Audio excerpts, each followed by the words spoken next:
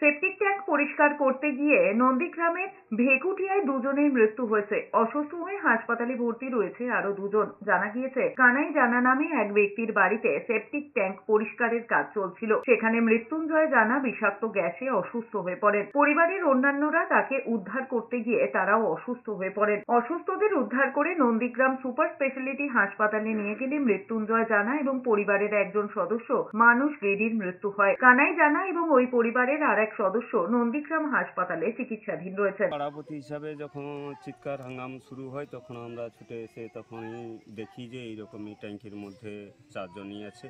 দুজনকে ছোট তো ট্যাঙ্কির মধ্যে তোলা যায় না একসঙ্গে, তো একজনকে তুলতে যাওয়ার পরে যখন দুজন একটু সুস্থ হয়ে উঠলো আর দুজন যখন টানে তোলা হয় তখন দুজনেরই অবস্থা আশঙ্কাজনক।